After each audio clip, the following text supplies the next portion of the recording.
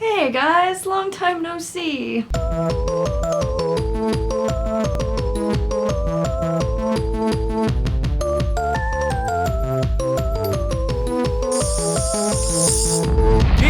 of the Week!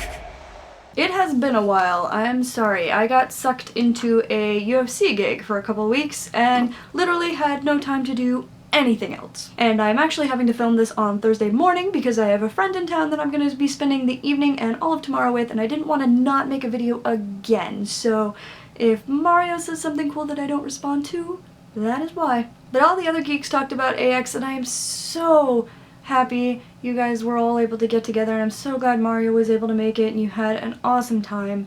One day, all 5 of us to get together. One day. One day. But of course, the biggest NerdCon in all of nerddom happened over the weekend, and I guess there's some things to talk about. In the way of trailers, we got Batman vs. Superman, Suicide Squad, Deadpool, Doctor Who. I'm probably missing countless others. I feel like I'm missing one big one that I remember, but it's not popping into my head. But those were the big ones for me. For Batman vs. Superman, this trailer was definitely a few steps up from the last one. Lex Luthor was good. There were a couple badass Wonder Woman moments, even if they were only like a few seconds long. I don't know, I'm more likely to give it a chance based on this trailer, but I'm still really concerned about the amount of story, and even with like the new characters or the new version of Batman and Wonder Woman, what all they're gonna have to shove into this single movie. But we'll see.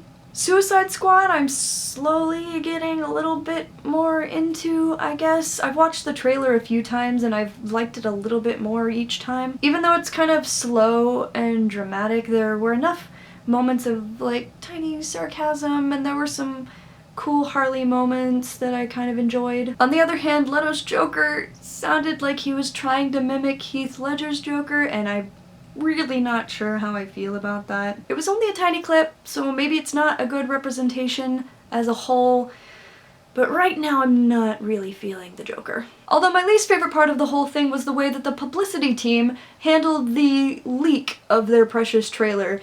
They basically threw a kid in the sandbox tantrum and only grudgingly released an official version to the public because we don't want to be represented by this terrible, awfully shitty leaked version. It was really, really dumb. And then there's Deadpool, which was also leaked. I don't know if they've released an official version. It didn't come up in my quick search.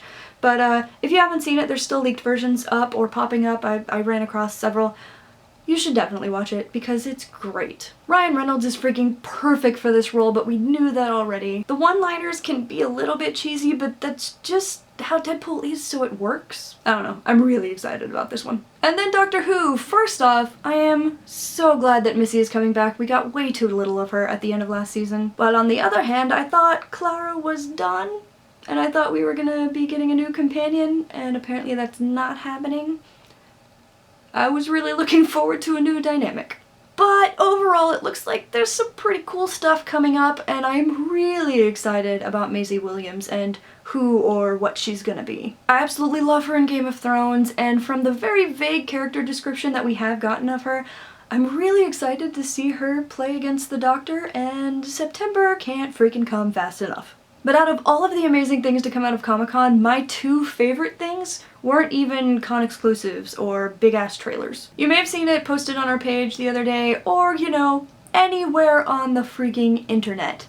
But the dub smash war between the Agents of S.H.I.E.L.D. cast and the Agent Carter cast was probably the greatest thing I have seen in a really long time. It's freaking hilarious. I'll put a link to the compilation below that a website put together. I don't know if it'll continue, but with Haley Atwell's last one, I'm honestly not sure if Clark Gregg will be able to continue. She went for the gut with Coulson's weakness, man. My other favorite moment was actually an emotional one that happened during the Supernatural panel, and I think anyone can appreciate it whether you watch the show or not. For those who don't know, Jared Padalecki, who plays Sam Winchester on the show, struggles with depression, and he's very open about it, and he started a campaign called Always Keep Fighting to connect and help others who are fighting the same battle. There was actually a convention recently that he had to leave to just deal with things, which he never does because he loves interacting with the fans. So for the Hall H panel, over 1,000 little LED candles were handed out throughout the audience,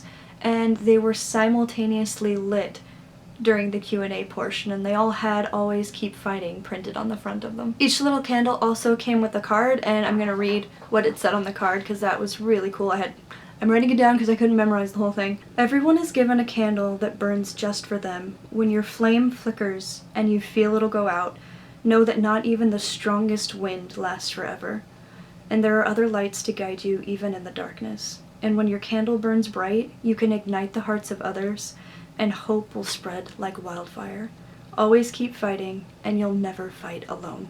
If you watch the panel, you can see Jared fighting back emotions once he figures out what is going on, and it was such just a beautiful and amazing moment. But yeah, what are your thoughts on stuff? So many things. Or were there any favorite parts of the con coverage that you guys had that I maybe missed out on and should probably check out? I know there's a ton of it and I can't catch everything. I mainly start off watching all of the Nerd HQ panels because those are the best, and then I work my way out from there. But in other exciting things, something I've been waiting for a while now, Ernest Cline's new book Armada came out this week! I've only had time to get through the first 100 pages, but I am already loving it so far. It's the same writer that did Ready Player One, and if you've been with us for a little while, you know how much I loved that book. And this one already has a very similar vibe with nerd references filling the character lingo, and again, this one based around video games. But this time the games are coming into the real world and gamers are gonna have to defend the world. Where I am in the book, things are just now starting to kick into gear and I am really excited to finish it. Also, I highly recommend Ready Player One again if you still haven't read it. Okay, this video is probably super long, I'm sorry, but I missed you guys.